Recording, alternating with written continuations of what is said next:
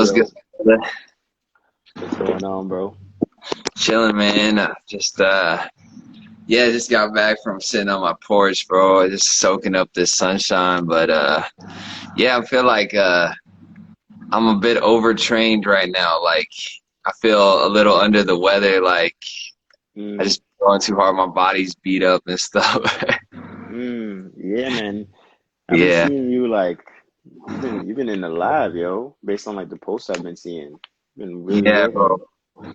Yeah, man. Just like really kind of taking advantage of the time. It's been a long time since I had this amount of time to really devote to the craft, but also like having this much time to think, and it just makes me realize that like creativity sometimes it just takes time, when I'm like in my normal day to day, when I work 9 to 5, and then I got to train before and after work.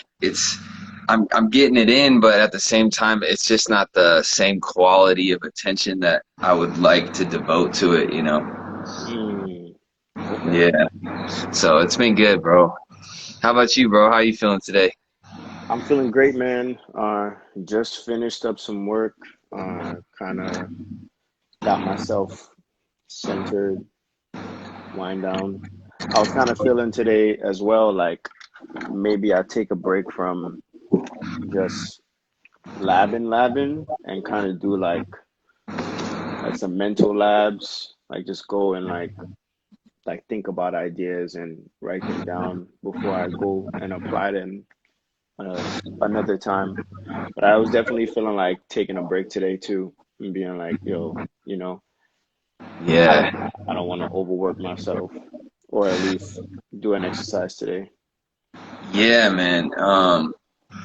Yeah, sometimes we got to figure out the balance between the two. There's definitely a huge mental aspect, and trying to also just maintain your well-being, uh, both on both ends, For mentally, sure. emotionally, the whole being itself, opposed to just like making it a pure physical practice. Word up, man. Nah, that's definitely a fact. Yeah, bro. Yeah, man. There's been a lot on my mind the past couple of days. Yeah, like I think one of the things that we didn't really touch on last time was like something that kind of stood out to you when I was talking to Stacks, right? Like the kind of being a guest in this culture. Yeah. Um, and we didn't really discuss like what kind of stood out to you about that as far as me saying that. Um, Oh, yeah, man. Um, Really, it was you basically expressing being a guest in the culture, and I think when you spoke about that, it hit me in my head like what is considered a guest in street dance, being that, you know, it's a combination of like again what we talked about last time, movement arts and like more social and cultural dances. So I was mm, kind of like thinking to myself like there are a lot of people in the dance world that have contributed to the dance world in some type of way, whether it be like adding to the culture or contributing to the culture, helping the culture, whatever, or like doing something else. And I think it starts to make like the contribution meter kind of really large as far as like what you can give or what you can bring to the culture. And I started thinking about the root of where that term comes from, guest in culture. The first person that I've heard, or I think anybody has ever heard saying that, comes from Lord Jamar of Brand Nubian when he was mm. expressing that Eminem is a guest in a house of hip hop. Oh, And when he brought that statement up, it brought a lot of like negative and positive feedback from a lot of artists in the industry and in the culture. Um, but one perspective that, huh? oh, why Eminem? Why is he a guest? Well, he considers, well, the original statement was that Eminem, because he's a white artist or white rapper that he's a guest in the house of hip hop. So he can do hip hop, but he has to acknowledge that he is a guest in the house or the culture of hip hop because he's white. Um, but an interesting perspective stood out to me, um, and that was the when the question was asked to Grandmaster Caz, one of the original MCs of in hip hop, one of the first people to be doing hip hop from back then, and his perspective was that to him, if you started hip hop when it became mainstream, you were a guest. Like if you were part of hip hop, whether you were black, white, yellow, if you started hip hop after hip hop hit TV, like you're a guest in the culture because you didn't live in it and you didn't do it when it was in its conception. Um, so then they asked, well, what about Lord Jamar? Is Lord Jamar considered a guest in the culture because he's after the culture of hip hop? Grandmaster Cass brought up something interesting. He was like how his lineage or his bloodline, who he comes through in the culture, is what makes him not a guest. So Grandmaster Cass ultimately was like, you know, even back then, Puerto Ricans weren't even considered people in the culture of hip hop. They were guests because they were playing like timbales and stuff when they were listening on the other side of the Bronx when they were listening to like funk and things of that nature. Um, so when I heard that, I was like, wow, that's interesting because now being a guest in a culture coming from somebody who's a source or an originator in a culture is defined not so much by your background or your nationality, but more so by your contributions and the time put in. So and with the time put in really based on like your upbringing and who you came into the culture through and how did you learn and understand the guidelines of those cultures? You know what I mean? Like when it comes to like things like martial arts, I feel like there's a culture in martial arts that, you know, goes back to many different nationalities, but it's rooted in a lot of Asian culture. And people who get into that culture, they kind of like embellish or kind of adapt a lot of Asian customs when they're learning from a certain school or a certain like dojo or whatever, and they take on the tenements of that said dojo, which ultimately contributes to the martial arts culture. Or nowadays, people just consider it fight culture or just like you know, because to them, like to some people, they feel like boxing is a martial art. You know, they feel like a lot of things are martial arts now. Um, but ultimately, it's all about the progression of fighting and the progression of fighting movement. So people contribute to that. And because it's based on a movement art, it's more so about your time put in and your contribution to the said art that we're doing. And it kind of almost has little to nothing to do with the skin color because of the fact that that culture is operating on another side of the world. If you kind of look at it from a different lens, when you think about martial arts, there are individuals that bring political issues or bring like issues that's troubling them to that art form. Same way in dance, like if we want to do a piece on police brutality or we want to do a piece on racism in the world, we bring that in there. But then ultimately the conversation, it goes from that being somebody's truth and somebody wanting to speak about it to like if this person's speaking about it, then we all have to speak about it unless we're in the wrong, you know, or we're not doing right by the culture. And to me, when you said what you said about being a guest and how the conversation prior to you and Stacks talking about being a guest was about the progression of street dance culture in terms of like finance and in terms of like being able to establish a lifestyle for yourself with this culture, I'm realizing that sometimes the dancers in the dance world, they look at the opinions and the perspectives and the ideals of some of their favorite dancers and they kind of live by them like a doctrine and expect everybody to abide by these same laws. So like if all the popular dancers in the world were like, yo, we all been eating like we all been eating like pork, and red meat all day, and this has been helping my movement. Like everybody in the dance floor is going to start doing that now, and everybody's going to adapt that. And now it's going to create a narrative where you see your favorite dancer doing good and you see somebody doing bad, you're gonna be like, yo, it's probably because he don't eat no pork or he don't eat no red meat. And that's Yeah. just automatically gonna be programmed in the mind. Same thing for the topics that we talk about, you know, racism and injustice on the planet as a whole. Like I grew up firsthand experiencing that, you know what I mean? Like I'm second generation to my family. My family is like first generation Grenadians, but I'm second generation growing. No, I'm first generation here in New York. You know, my Mhm. parents came straight over from Grenada. Um, but my parents were right smack dab in the middle of the Grenadian Revolution. You know what I mean? Like my father was a PRG revolutionary, so I was raised in revolution culture. You know what I mean? Like, and how I understand it, like it's totally different than how people conceptualize revolution in America. Um, Being that Grenada has always been such a rocky place in terms of like politics and government, because it's always had its independence, but then it's always been in this random shaky place.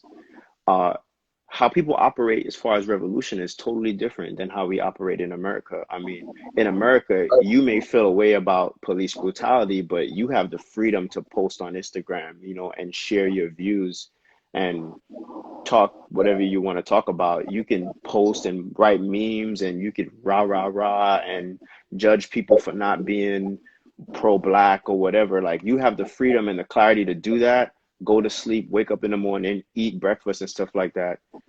During the Grenadian Revolution, people weren't didn't have that level of freedom.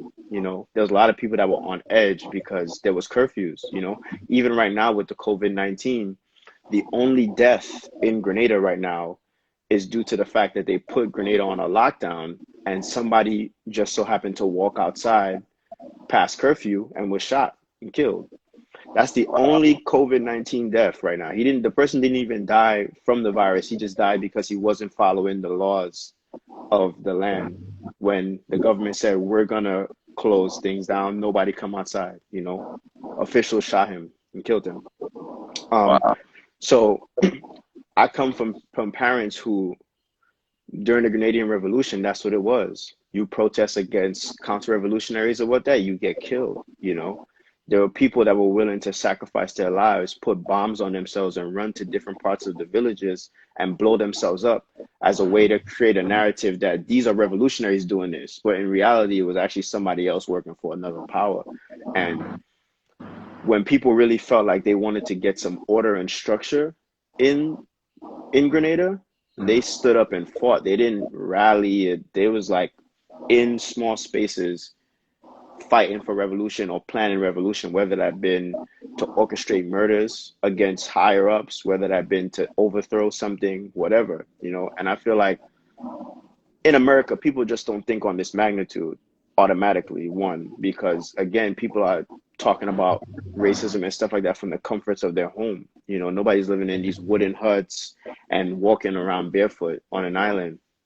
Um, so when I think about that, and then I think about the luxury we have to just talk about issues, and then with that luxury, we put an obligation on other people to talk about these issues. And if they don't talk about these issues, then they're in the wrong and they should be doing X, Y, and Z with their lives because everybody should be moving the same way. Nobody should kind of be their own individual person, executing their own individual purpose.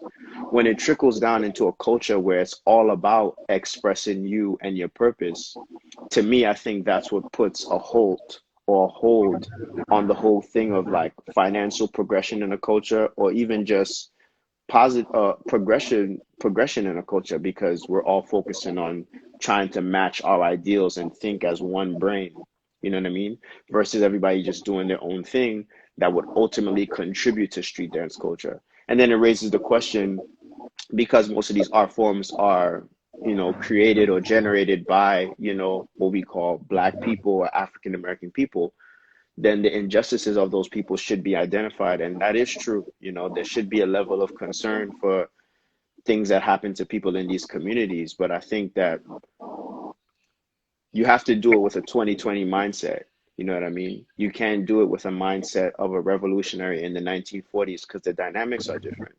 You know, back then people were who didn't know, and they just were speaking from an emotional place. But there were other people who were thinking about, yo, legislation. You know, one of Malcolm X's biggest, I think, one of his biggest threats to the U.S. government was the fact that he was planning to take the United States as a corporation to trial during a war court for acts of treason. You know, he was gonna, he wasn't just broadcasting like, yo, this is what's going on to black people in the States and everybody needs to know this. It was like, no, I'm gonna take this to the global court and put this corporation on trial for treason against human beings, you know, as far as putting people in prison, killing people, you know, lynching people, what have you, and was seeking justice on that from a legal standpoint, you know what I mean? Where the action was grander than just like, you need to do something because you're black and I'm black and we need to do something, you know what I mean? So a very progressive mindset that they killed.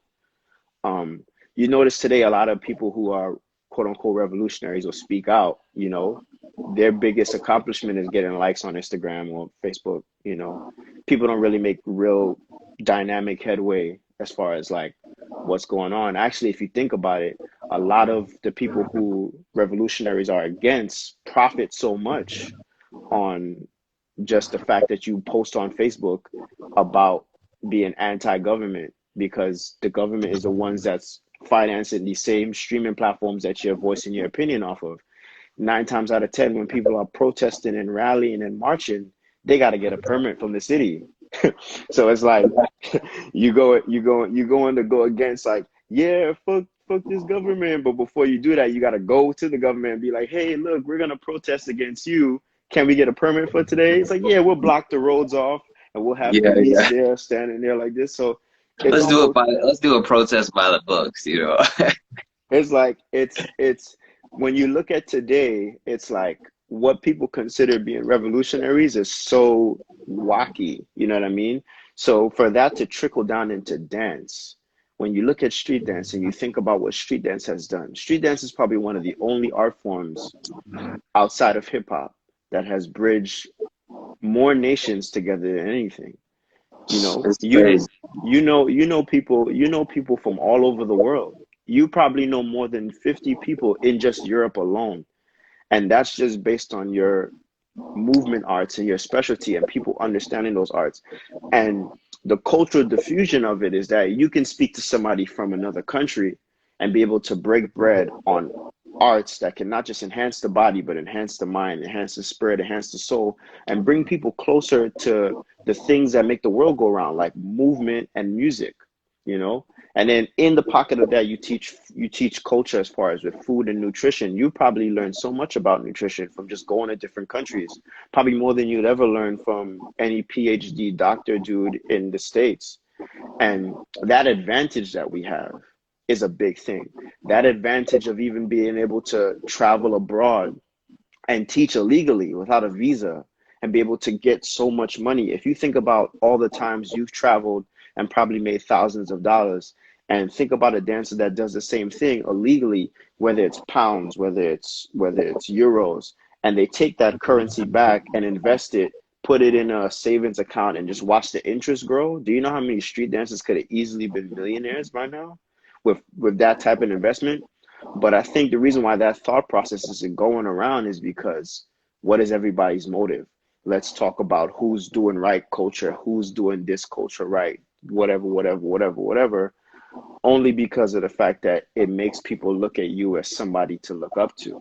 So it's really just really about the influence. It's not so much about the progression of the culture. So when you said what you said about being a guest, I was like, damn, well, we're at a crossroads because yes, you know, racism and the ills of the world are important to address to those who feel like it is important.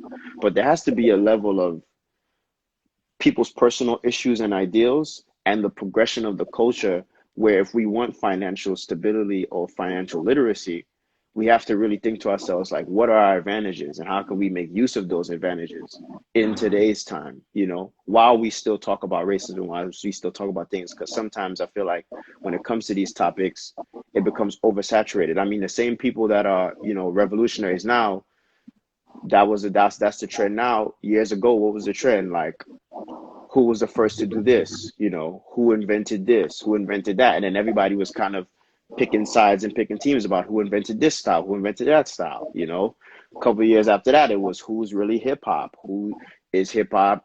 How do you know Kool Herc? I remember being a light feeder in New York, and a b-boy would press you and like be dancing in front of your face or whatever, and you're just looking at them like, dude, who are you? And they'll stop dancing like, you not hip hop. Light feed is not hip hop. Who's Kool Herc? Who's Kool Herc? Who's Kool Herc?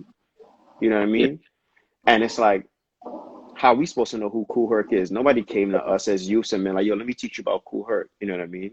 You Yeah. talking about what I would consider a post-apocalyptic street dance style. Life Feet didn't come out of anything. Life Feet literally came out of the absence of things. The fact that there was no anything present, there was nothing there for kids to do, so they constructed something. And that's why when you look at it from its root, it looks so wild. Like, what are these kids doing? Because in the moment that it's conceived, people are figuring it out.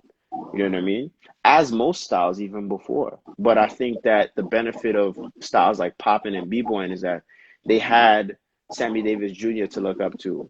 They had the Berry Brothers, they had those old people that they can look up to that were influencing them in their time. They had James Brown.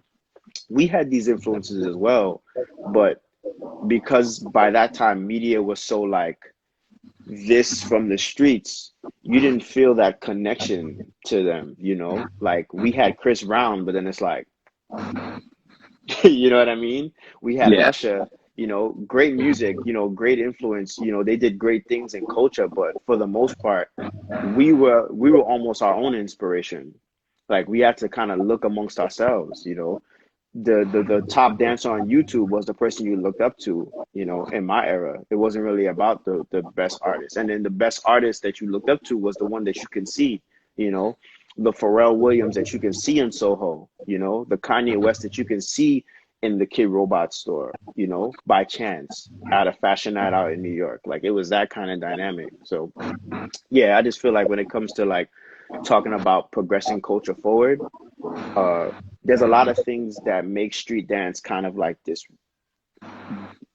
so much things to talk about. Yeah. But I think ultimately the main thing is, if we're still all on at least one accord for progressing dance forward, which means that you may not agree with my movement, you may not like the way I dance, but we're pushing dance this way because we're both doing things to make us go this way, then I feel like everything is all good. But to me, dance just goes in these cycles, and then eventually somebody comes out of it and creates a new cycle, and we're just like this. And then ultimately people start to realize, like, damn, well, like, all we doing is arguing and talking about this one thing for like a year and trying to make everybody like talk about it. Damn, I'm broke, like, I gotta go work at Zara or like work at Dwayne Reed because I'm investing all my time into this art and like nothing's coming out of it. Like, all I'm hearing is just complaining, rah rah rahs, and I'm going back home and I'm just like this. You know what I Yeah. mean?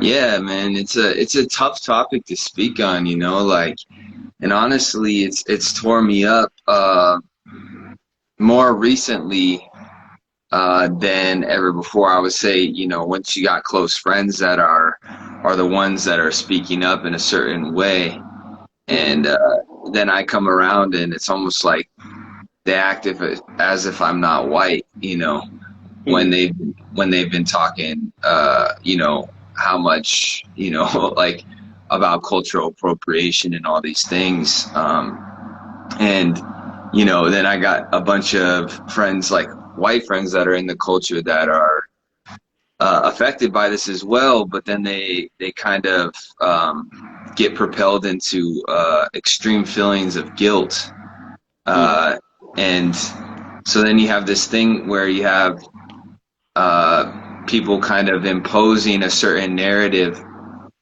and then you have another group of people whether you're white, Asian, anybody else besides black or brown, that it's that you become an outsider, you know, and meanwhile you may have completely committed your life to this community, you know, and this kind of cultural movement, um, and to kind of retroactively say that you actually don't belong because of the color of your skin is kind of yeah, it breaks my heart, you know, in a lot of ways, and it's frustrating because then you know you're trying to one because you're trying to love your friends, you know, you're trying to like I got friends that are speaking up and it's kind of like, well, shit, how do I go about this? How do I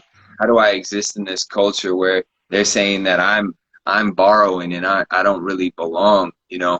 And so for me, it's kind of like, uh, you know, I have so many thoughts on it. So there's so many lenses and ways to look at it.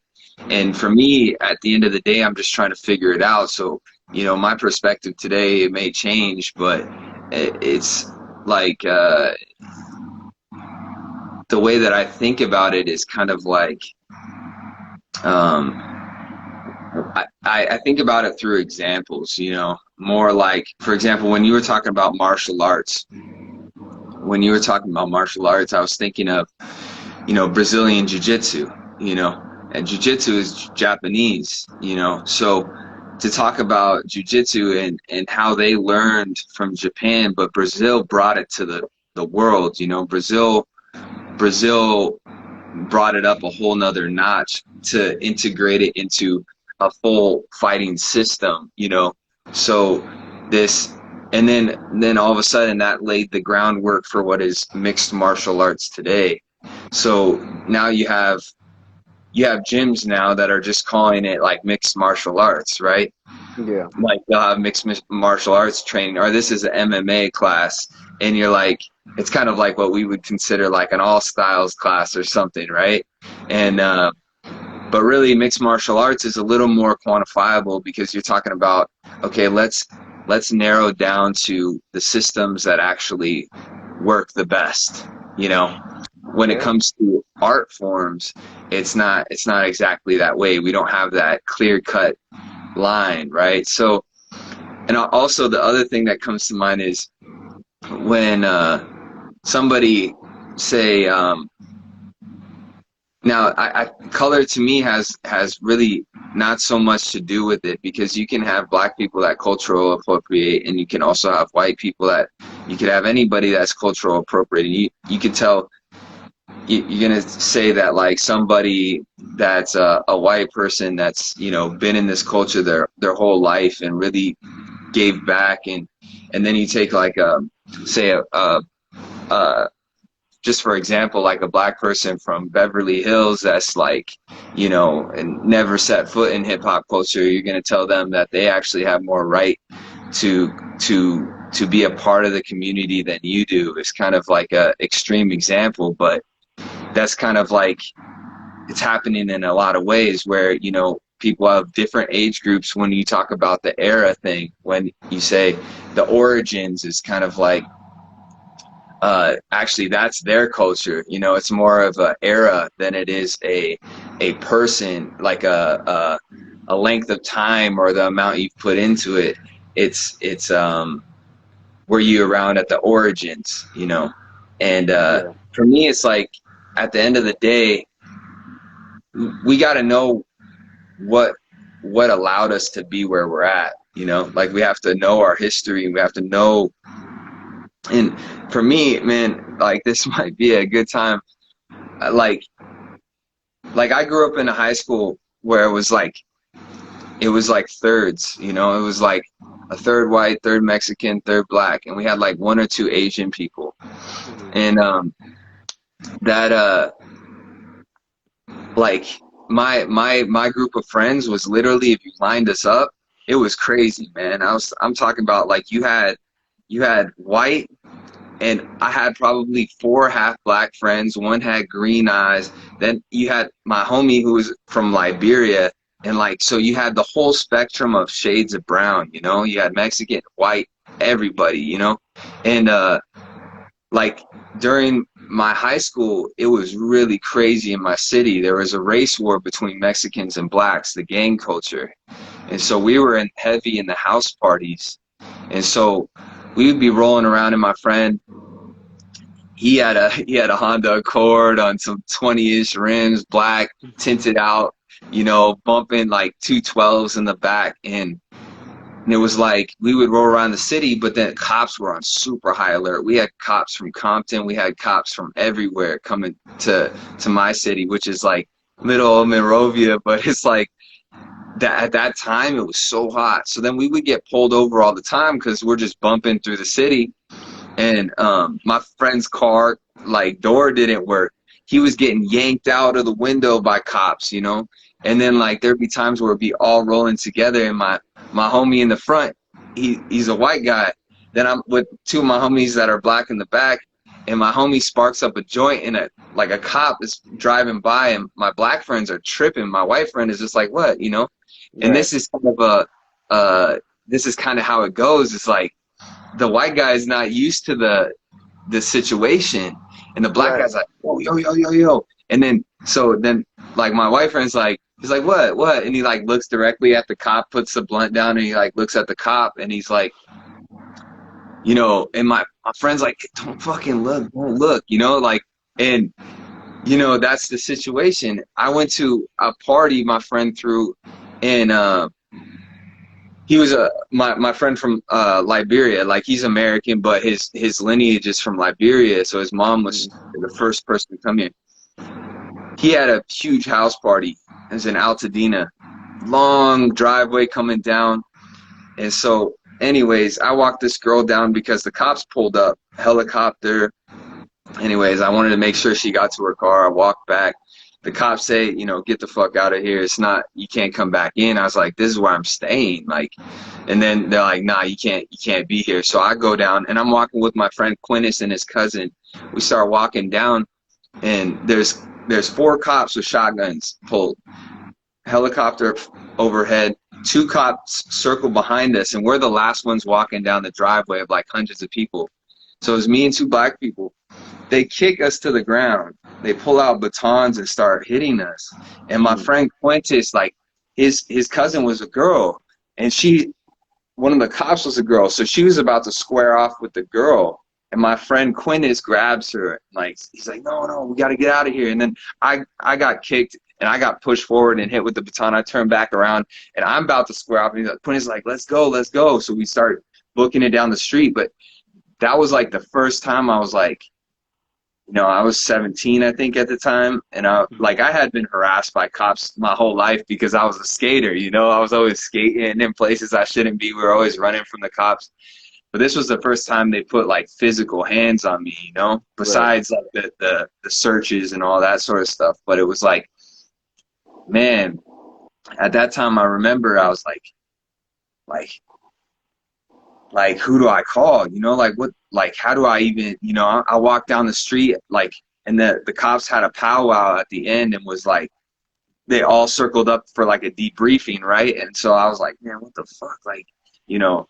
So I just walked back up, and I said, like, whenever I was like, look, like I got assaulted by one of your officers, you know, who's in charge here?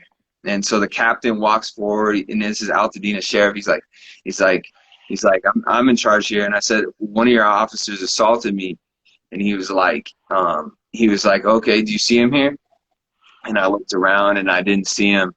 And then he's like, okay, so why are you here? Like, whose house is this? He started to question me, and I was like, oh, I don't know, you know. And he's like, all right, then get the fuck out of here. And I was Right.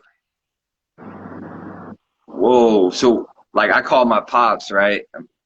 And my pops is an attorney. So I called my pops. I was like I never experienced anything like this. I was like, what the fuck? Like, we got to do some shit about this, you know? Mm. Like, two of my homies just got beat down. I got beat down. Like, And I knew this shit was already happening, but it's at my doorstep now, you know? So I call him up and I was like, he's like, no, you need to get out of there now, you know, Mm, because there's no telling what they can do.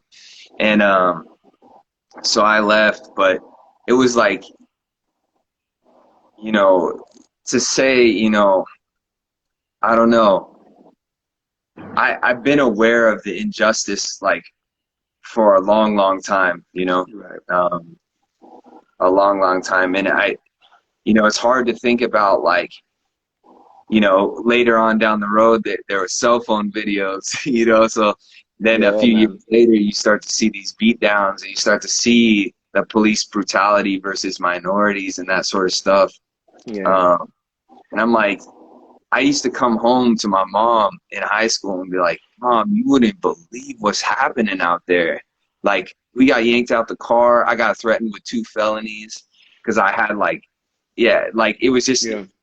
it was just wild. And then like nobody would listen. I was like, look, I see this stuff all the time at house parties when they're getting broken up. We're getting like assaulted and like there's nothing on the news. Like, so then I was like, man, the media is messed up. Then all of a sudden it becomes a trend and you know, there's footage to back it up. It's like, okay, now what? Hmm. Like they can't deny it. Now it's all over the news, you know, but Yeah. It's it's crazy crazy. because in today's time, what people feel like is exposing injustices is actually like the media profiting off of injustices and then feeding back that trauma to you. I mean, think of the 5, 6, 7-year-olds that have to see people that look like them getting killed and assaulted every day. That would keep them in a certain type of order, you know. So it's a really crazy topic. I would say that one thing I learned growing up in New York about police brutality is that a police officer is just a policy enforcer. Like to police and to be a police officer is to enforce policy. Um, when you're enforcing policy, is to say that you're enforcing a certain policy that is written that you sign off and take an oath to uphold. Um, you got to ask people, do they know about these policies that these police officers are enforcing, and what do these policies entail? When you learn that, then you'll know how to navigate when you see police officers. Because I saw situations where a lot of dudes in New York, like a cop would come say something, and dudes would just be asking like, "Yo, who's your superior? Like, who do you report to? I'd want to talk to them. You Yep. can't do this because you'll be in direct violation of so and so and so." People that study law, where a policy enforcer can't touch them. It's like a robot. Like a cop is low key like a robot. Like he's Yeah. triggered by words and terminology. Like you say a certain thing, and they're like, "Okay, carry on with your day." But if it's just like, "Yo, man, why you harassing me? Yo, da da da da da. Yo, somebody get the camera out." Of course they're gonna Yeah. be programmed and boom, grab you, take you to the floor, shoot you. See, And this thing like for me is like it's like my big dilemma here is like how much is because like having I can say from my own experience I had PTSD with police, right? So mhm, from I already had a resentment because they were breaking up all the parties and stuff, and right, I saw right, how they were treating us and our friends. But then when that happened, it was like I would flinch. Like I lived looking out of my rear view mirror, you know, like mhm, and it becomes like my biggest dilemma right now is the self-fulfilling prophecy. When you put a narrative into your mind that the world is out to get you, like the police are not on your side. Like for me, it's like I want to support my brothers that are like on like really kind of speaking up about injustice and racial issues. But at the same time, this is going to be controversial as fuck. But mhm, I also don't want to feed the victimization mindset because like there is real issues in our society, but at the same time, you can tell me if I'm wrong, but from my friends like that I grew up with, there's a certain narrative that goes on in the black community and brown community, minority community that is saying like just a simple phrase, this is gonna give me so much trouble. The simple phrase is like, it's because you're black. And mhm, that saying to me is it can do anything, right? But the problem is like it can motivate you, but Mm-hmm. it can also cripple you.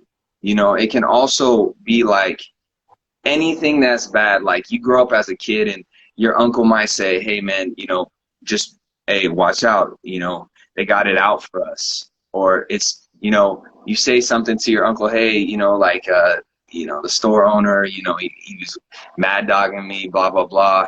And he'd be like, "Yes, it's because you're black." And you're like,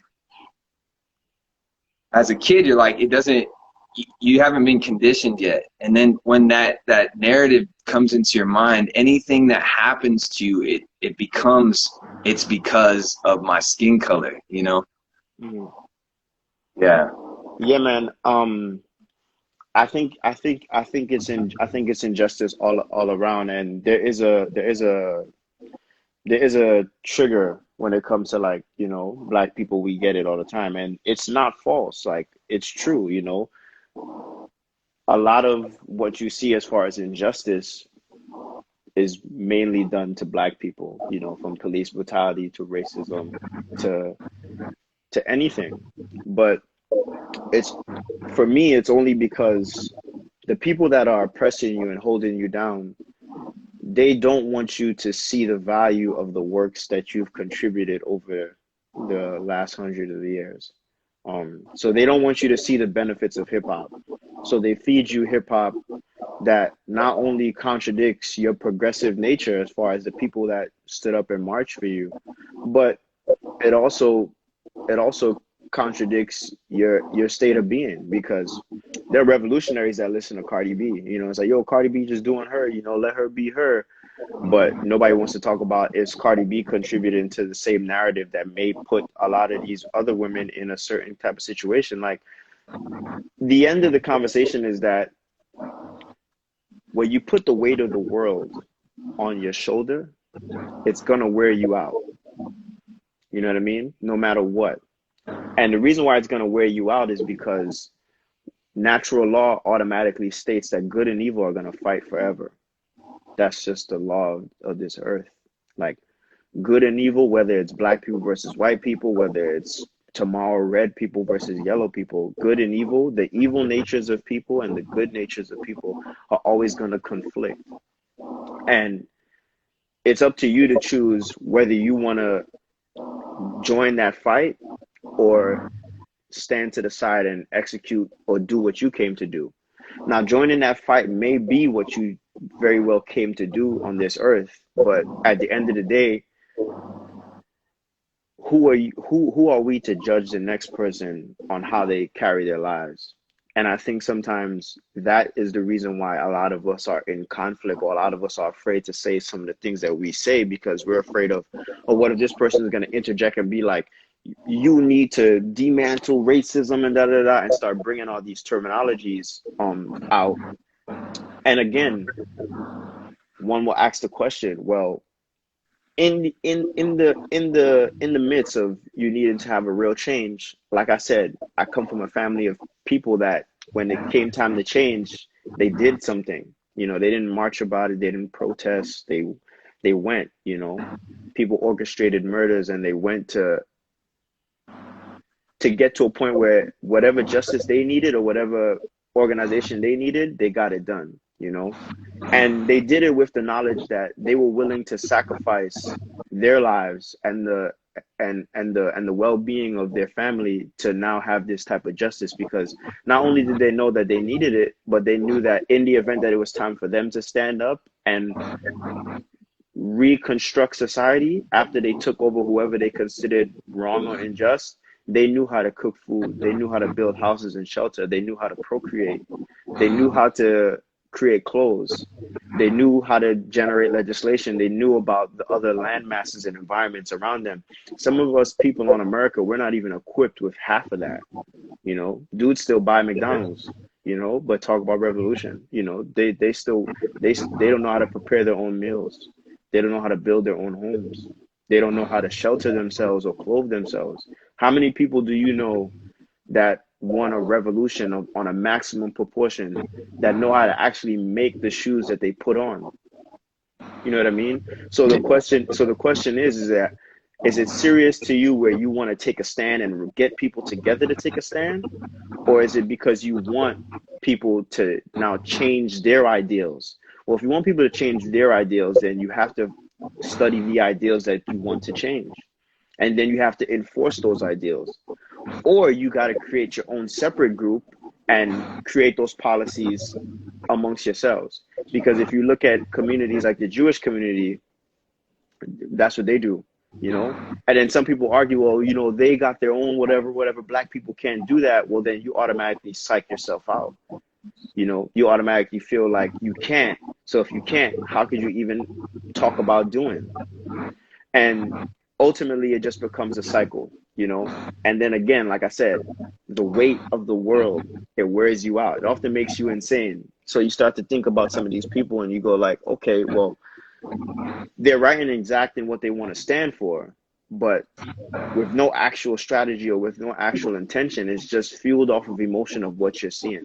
I remember in 2011, I seen this one PSA ad about the rape, the rape and murder of a lot of families in the Congo during there was like an armed militia that was like just running through the Congo, like I'm talking about horrible shit, bro. Like breaking into homes, like raping daughters, raping mothers with the automatic weapons, like putting the automatic weapons in their vagina and raping them with it, mutilating the husband and taking his private parts and putting it in the mouths of the mother or the daughter. And like this shit was going on in the Congo for a minute, through like militias and stuff like that. And nobody wanted to talk about it. And then these group of actors, they made this PSA basically saying that let's create a scenario where this same thing now happens somewhere else. So they did it in a perspective where a random European guy and his family's in the house, and then you see like white army people coming in and doing the same thing. Kind of like saying you got to stand for this, because if it happens in your house, then how would you feel? And just talking about it, it's heavy because it's going on in the world. But again, if you want to take that weight and fight for that, like, more power to you. But you have to be advised that there are a lot of ills in the world.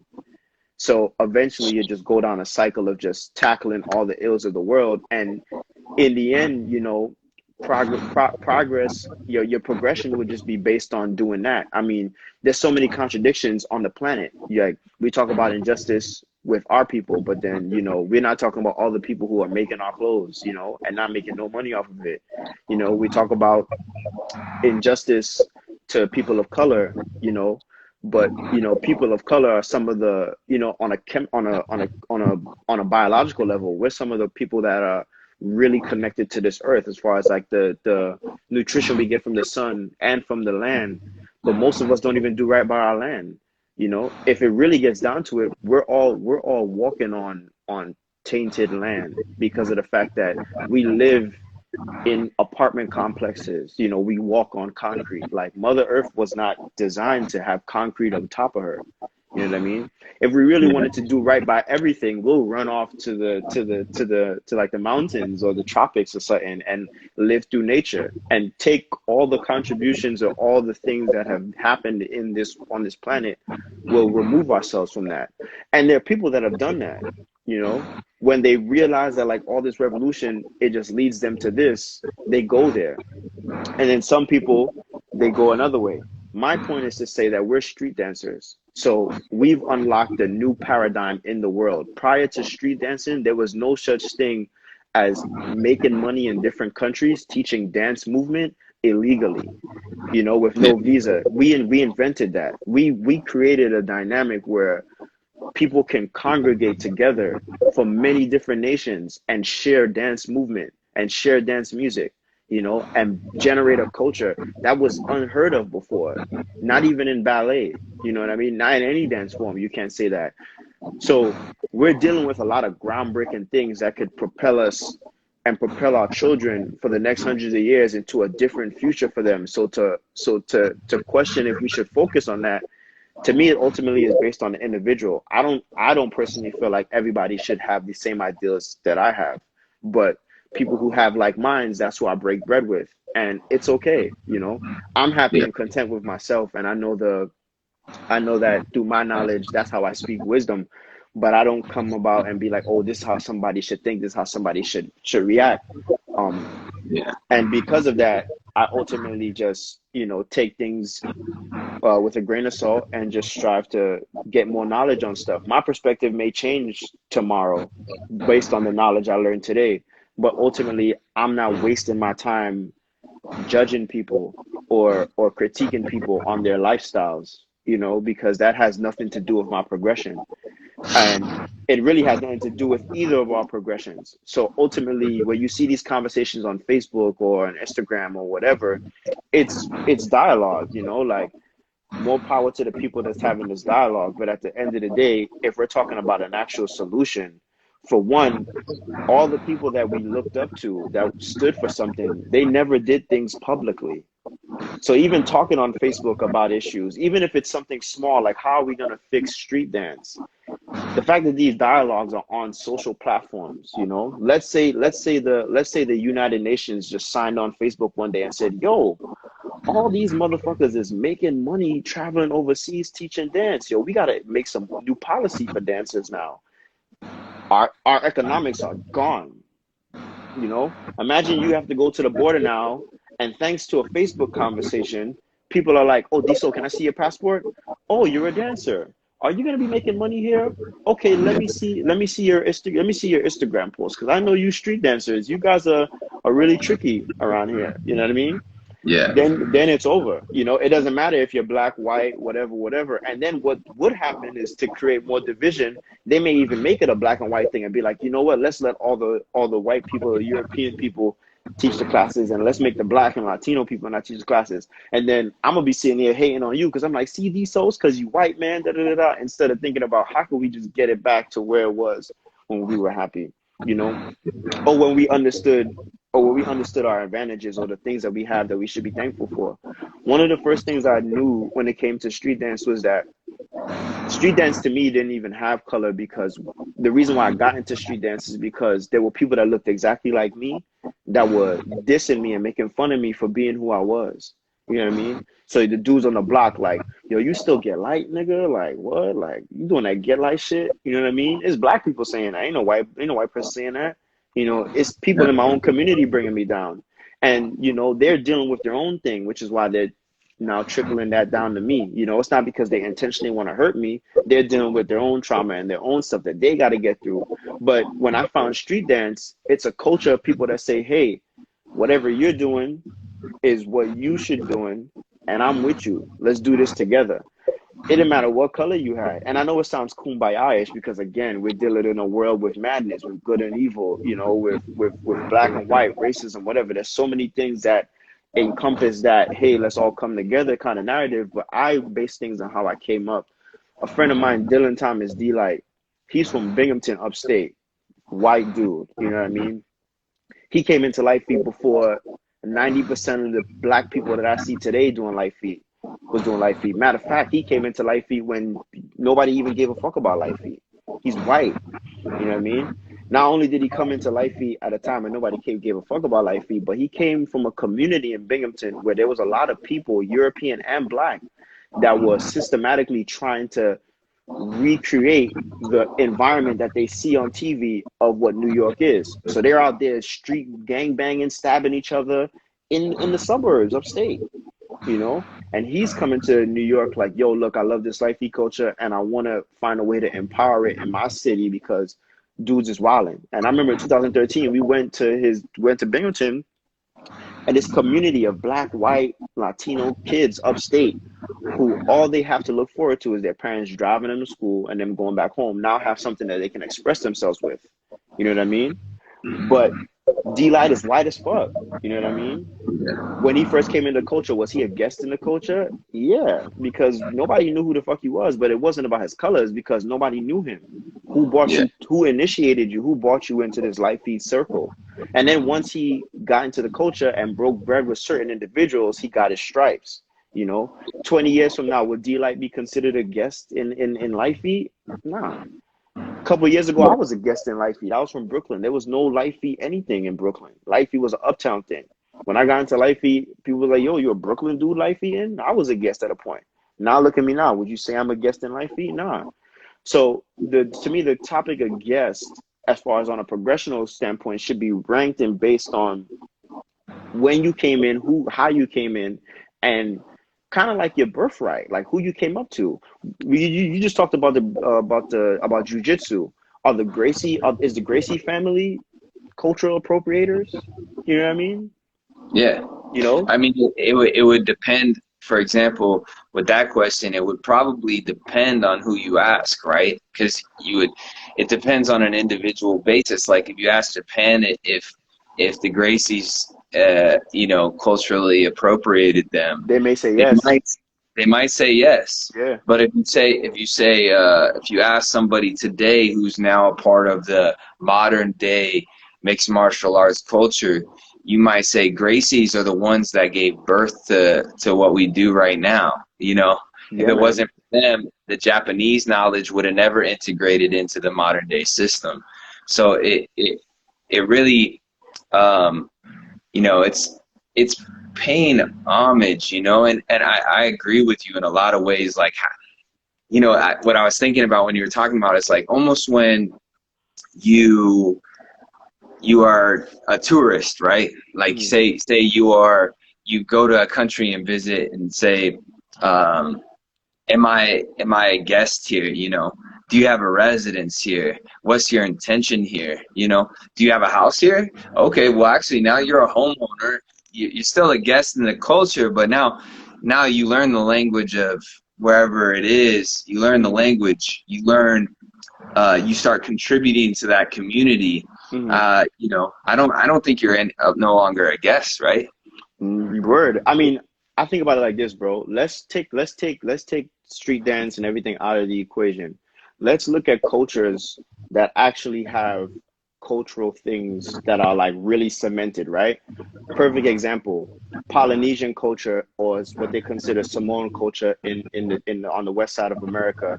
When you look at the Haka dance, the Haka dance is a dance that is done by people who honor the autochthonous Polynesian and original people in that land of New Zealand, Polynesia, Hawaii, what have you. That family or that tree of bloodline of people, they practice this war dance to get them prepared for whether it's battle in sports, whether it's battle of a marriage or relationship, or battle through death, sending their dearly departed onto that journey into the afterlife.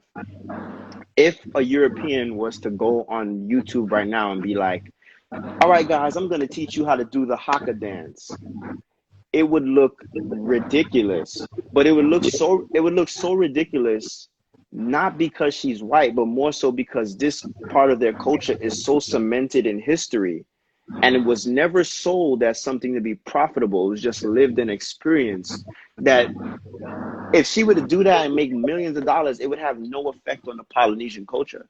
It probably wouldn't even be considered appropriation. Matter of fact, it wouldn't even stop their progression. And the reason why is because the Haka dance was never sold. The Haka dance was never taught in a workshop. Nobody ever sat there and told you to do real Haka. You got to have feeling and listen to the beat. It's just something that consists of a culture where people lived and experienced that through bloodline and through bond, whether it be marriage or whatever. So you see white dudes doing the Haka dance from New Zealand and stuff like that because they come from that culture. They were embellishing that culture, you know? So now we ask in street dance, well, how come we don't have that same definition when we see white people teaching life feed or whatever, whatever? Why do we feel a way about it? Well, because the same people that generated these styles, they sold it, you know? Mhm. when Yeah. when dance, I always quote this Most Def quote. Most Def Oh wait, always. hold on. Oh, Hold that thought, it's bro. about It's to gonna end. end right now. I'll All right, all right. restart it. We're trying. Most def quote. Most def quote. Yeah, we'll pick up on the next joint.